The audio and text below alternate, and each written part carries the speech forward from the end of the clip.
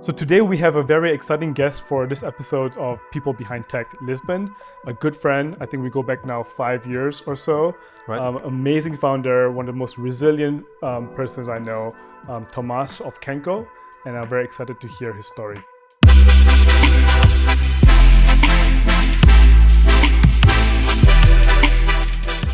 Tomás, thank you for joining us here today. Thank you, Vince. Thank you so much for the kind words. So obviously, founder of kencko, it's been, 8 years now since you've founded the company? This is my 9th year. The 9th year. It's been quite a journey, a lot of ups and downs, more ups than downs.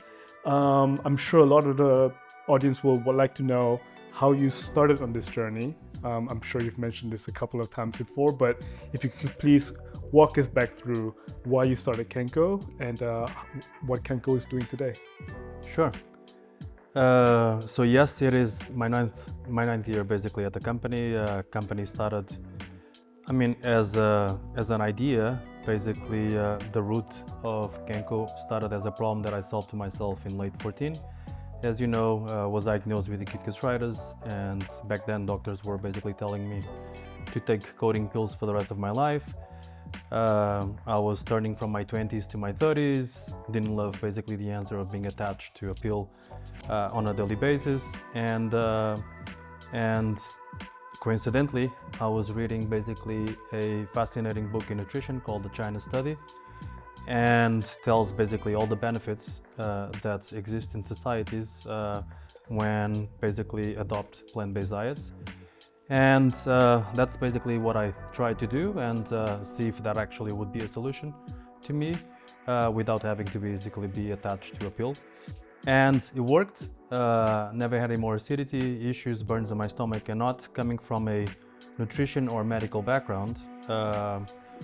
Basically, that was a light bulb moment for me, and that was basically The start. 2014, early 2015. Fast forward a couple years as I started to do more fruits and vegetables in my diet, as I started to basically carry them with me at all times. I started to basically get really close to a situation that happens to all of us, which is the perishability of fruits and vegetables, and how they easily lose nutrition. And basically that was kind of the light bulb for what kencko would become to be, which is as that was happening, I quickly realized that also 9 out of 10 Americans, but also 9 out of 10 Europeans are not reaching enough fruits and vegetables a day for several reasons, and perishability is one. So at the end of 2016, basically the company was registered with the vision to help people go from breakfast to bedtime and incorporate more fruits and vegetables a day. And so everything that we do is basically, as you know, fruits and vegetables, nothing else, but trying to be extremely convenient, which to us means shelf stable, and whilst maintaining all the nutrition that comes from fresh formats, extremely affordable, and 3, sustainable for the planet. And that's basically what we do. We started in the US with a small office in New York. I'm originally from Portugal, but at the same time we started to expand teams in both places, in US and in Portugal. And for the last basically 9 years, the US has been the sole focus of the company. We're today 130 people in the company between both places, with a factory as well in Portugal. And more recently, beginning of late last year, we started to basically execute our so-called international strategy, which is everything that is outside of US, and expanding to a number of geographies, starting with Portugal last week with Auchan exclusivity, nationwide, and very soon a few others as well. And over the next 3-6 months, we're going to enter a number of European countries and some early conversations in Asia. Amazing. Looking forward to that. So tell us, I'm sure the audience will be very interested to hear about your journey and strategy of launching kencko. Take us back to the early days of kencko, right? As yourself as a Portuguese founder with roots in the US and in Portugal, but launching with a firm eye the US market from the start. Tell us about that. Was it an ambition? Was the market? Was what went through that strategy, so to speak, rather than perhaps, as some European founders might do, is launching locally here and then trying to then launch in the US once they've conquered, quote unquote, their home market? Sure. So the background of myself before kencko in the US is I was born and raised in Lisbon until I was 23, 24. Moved to US to do my master's degrees and then did an exchange semester in China. And what was supposed to be supposedly 4 to 6 months in China ended up being almost 7 years. And I always loved, I guess, coming from a small country, obviously in a global scheme of things, is I always loved basically large markets, single language, single currency, and huge economies of scale. So that's basically what brought me to China, or at least the ambition to stay in China. Built 2 companies there in the food space, and then basically the US was, again, is 2 biggest markets in the world, US and China. Certainly not be able to speak fluent Chinese. The US is, even though after 7 years not being able to speak fluent Chinese, It's a hard language. the US is easier to execute in that way. So that was basically the thought process. So that's my background. And then coupled with a typical question that people ask me, why the US versus why Portugal, or why not Portugal, or why not Europe? And the effort and the energy to produce any brand, regardless of what it is, in my point of view, it's always the same. If I were to be Germany, if I were to be in Germany, the essence of a brand, the DNA, the opportunity, the positioning, the product, etc. The same effort I would take if I were to launch in Germany or in Portugal or US. So to me, it was always okay. So what is the upside of me basically choosing 3 different things, but there is more upside on others. It's not capped to the market, Exactly. so to speak. Exactly. So and the US market is the biggest market in the world. Obviously, it's the Champions League of entrepreneurship, and that's basically where I guess every single entrepreneur should be looking at it. So, splitting the team between Portugal then and the US, tell us about that decision and perhaps the advantages of actually having some team members or most team members being based in Portugal, whether it's the talent or whether it's the ecosystem. Tell us more about that. Sure. It's twofold, right? The model is not exclusive to kencko. There is a so-called typical Israel model, right, where some technical teams are in Israel and sales and marketing is in US, depending on the category. Obviously, I'm generalizing things. So I had some network in Portugal that made sense to basically be the founding team of kencko then, and some network as well is in US that were also made sense to be founding team of those specific roles in US. So basically things happen naturally on that sense at the beginning, and then I guess it was slightly more accelerated as it was for basically the rest of the world, as the world entered into COVID and basically everyone became remote, and it was almost 2 years of basically that reality, and so basically it was mostly kind of a natural progression, and so that's how it happened with us. Obviously, I see a lot of advantage, and in that model, you basically can, you have a lot of advantage from a technical point of view, but also from an OpEx point of view as well. Cost of living in Portugal versus US is different. You can basically open up the doors to basically a different set of skills that if you are basically just looking at one location, you may not have the ability to choose between skills and budget for those, right? And at the end of the day may get the same result. So it happened basically that way. And then teams that basically need to be on a flight all the time, they are, and still make sense. But that was kind of the origin. Okay. So, being a Portuguese or European founder and addressing the US market, did you see any challenges that you had to overcome that were perhaps different from other founders that were perhaps more local or American? Or were there anything that's different, or difficulties with regards to partnerships or recruitment and so forth?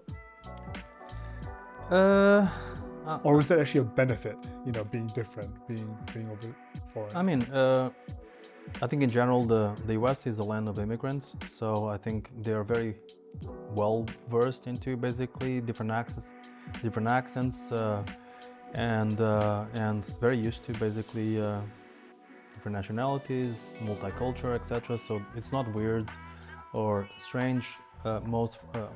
Basically from an execution point of view, basically having a Portuguese or an Italian or Chinese, Korean, or Japanese basically at the helm of the company.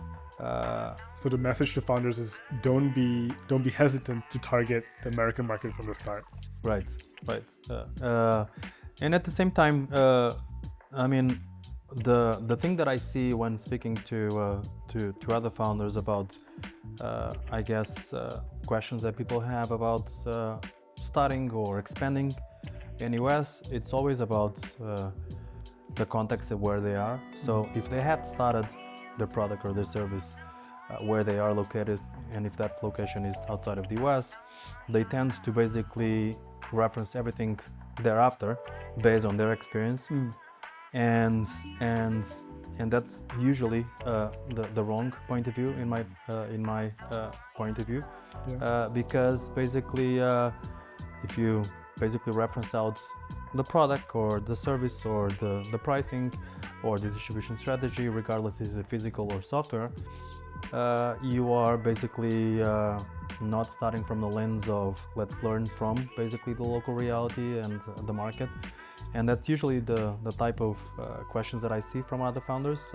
Not to say that we have answers for those, but at least we started in US always with the mindset that we're not expanding into US. We are from a culture point of view. In my team, half of my leadership team is US based, half is not. Language at the company, even though I'm Portuguese, language is English for everything, and basically allows to have the team, regardless of where they are, just focusing on one market. So having a global mindset in terms of the culture and how you build the company from day one, right? I would even say that it's not a global culture. We adopted basically, we're going to focus only in the US, and that's it. Okay. And that's it. Right. It's go big or go home. Go big or go home. And basically every single decisions from people to where the people that we were choosing and selecting that were also choosing us from experience point of view had privileged experience that would benefit the company from a US mindset. Okay, wow. So let's talk about kencko today, right? Let's talk about the products that kencko currently offers, whether in retail or online, kencko.com. Tell us a bit more about the product range, and also perhaps whatever you can share about what's coming up next as well. Sure. So the company started with smoothies, basically, instant smoothies, and the thought process then was that I wanted to have something more convenient than perishable fruits and vegetables, and the alternatives, or let's say the trendy alternatives then, were basically the cold pressed juices type reality, where you can juice basically nowadays mostly everywhere, and we wanted to have basically a more affordable option to those with higher shelf life whilst maintaining the nutrition, including the fiber where juicing it doesn't, and as well try to shy away from single-use plastics like juicing does. So that's basically how the company started. We started with 5-6 flavors in late 2018, selling online, kencko.com. All the flavors basically being done on my kitchen, but the vision was always go from breakfast to bedtime, and how can we incorporate or help people incorporate more fruits and vegetables in their diet.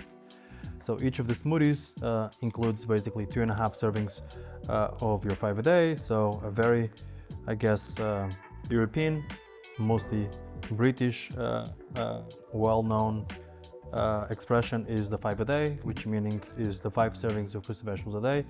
And if you do that, basically you are contributing to a lot less diseases on your lifetime, and even potentially reducing 30% of basically life expectancy in terms of where you go without adding basically more fruits and vegetables a day on your diet. And that's basically how we started. We started with that and slowly started to expand basically from customer point of view. For the first 4 years, we were exclusive on kencko.com, 2019 to 2022, and we gathered basically more than 1 million points of view from customers that help us expand from not only revenue, but also depth on the market in the US only, but also insights on where should we go product-wise afterwards. And we quickly expanded into retail in 23 with Walmart after starting an exclusivity retail with them in 2023. Amazing. And as we started to basically be present in retail, and we started to have a lot of traction for other retail partners as well on the market, we started to basically accelerate all our innovation roadmap that basically all the D2C reality gave us as insights.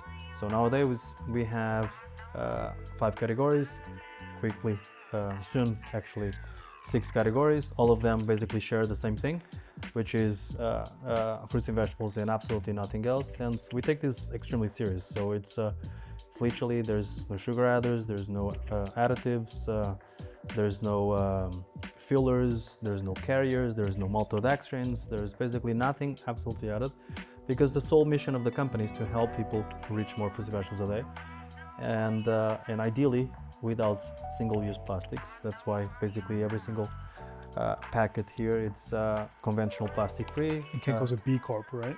Correct. So that means basically if you combine the right combination of oxygen and humidity into this, after 26 weeks, this disappears. That means home compostability, and that's basically what we try to do. It's easier said than done. We have a lot of challenges with basically maintaining the soul, nature of what it is, nature inside of a, let's say, even more cleaner version of plastics, without all the barriers, without basically all the UV barriers that every single plastic has, which is great for shelf life, but at the same time it's horrible for the planet because it lasts hundreds of years, if not thousands. So that's basically where we are. So today we have a categories such as protein smoothies, iced lattes. Basically protein smoothies is what customers were asking us, who love your smoothies but would like to have more protein versions of those. So we basically created our proprietary blends of protein to basically add 11 grams of proteins into basically the smoothies versions. A lot of others were basically asking us to have caffeine, so they can basically do a 2-in-1 in the morning instead of having a coffee and smoothie, basically have both. So we have iced lattes that we launched, which basically includes a single shot of espresso, equivalent in terms of caffeine inside. We had a lot of moms that were asking us to basically, given that they were doing already oats with smoothies themselves, we basically added our version of oats with 1 serving of fruits and vegetables a day there. And snacking is basically something that, almost since day 1, people have been asking us to do something that doesn't need basically preparation or education. And basically this is our latest innovation, is organic fruit snaps. So that means in a way a crunchy version of everything that you are seeing here. Feel free to. if you want. Don't mind if I do. Right? And all we do is done basically 100% on our. So every snap would have 7 strawberries, 1.5 apples, 1 banana, a guava, and nothing else. Correct. Okay. Correct. Not every single snap, but basically the whole The package. package. Right. It's very good. It took us 2.5 years of development for those, and that's basically where we are. I mean, we're doing our journey with our own challenges as a startup. We had a fire in our facility a year and a half ago, as you know, in Portugal, and basically we rebuilt everything from scratch since then, and are again basically try to offer as many fruits and vegetables a day. And the mission carries on. And there's a very good write-up on, I believe, Fortune magazine that perhaps we will link. Inc. magazine. Inc. magazine. Right. There's a very nice write-up on Inc. magazine that we'll link with the video as well. Cool. So since we have these things here, Tomás, and also affordability is one mission statement, ease of use, ease of consumption is one mission statement. We thought we could also just show the users how easy it is to consume kencko. Sure. Whether it's the snaps that everyone just saw me consume, just snap and go. Sure.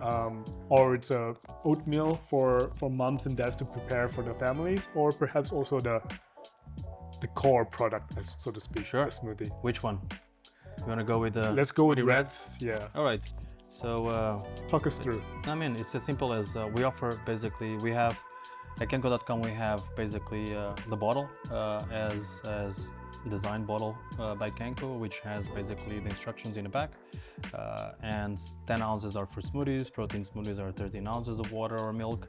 Given that we have a smoothie, we'll do 10 ounces of water, and it's as simple. Given that you guys prepare the water here, thank you.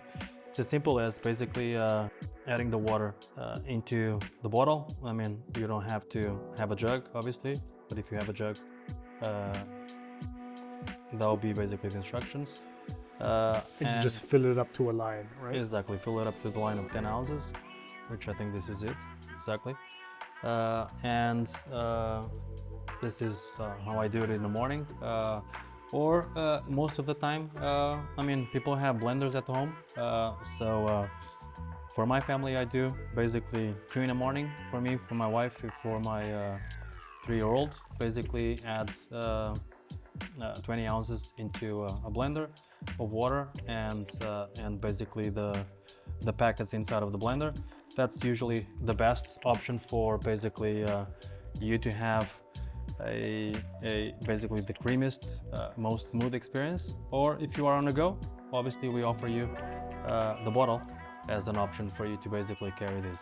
Which has a mesh built inside, which allows Exactly. for proper distribution of the product. I mean, you shake it for 15-20 seconds and voila. Like I said, the instructions here actually in the back are basically, depending on what it is, this is protein smoothies. So this is 400 ml of any type of milk. So that's basically the 13 ounces on a blender. And again, if you are on the go, use the bottle. And I personally like As it a with function. oat milk as well, actually, instead of Okay. water. Any particular one? Blue Farm. So with smoothies here in this drink, there's 6 strawberries, half a banana, half an apple, 3 raspberries, half a date, chia seeds, and ginger. Tomás, thank you so much. Thank you. I hope you enjoyed today's episode with Tomás and his inspiring story behind building kencko. So if anyone's interested, please visit kencko.com, but also available in the US in Walmart and in Portugal as of last week in Auchan, nationwide. Amazing. And don't forget to subscribe and like and follow us on Instagram, YouTube. You know what to do. Thank you.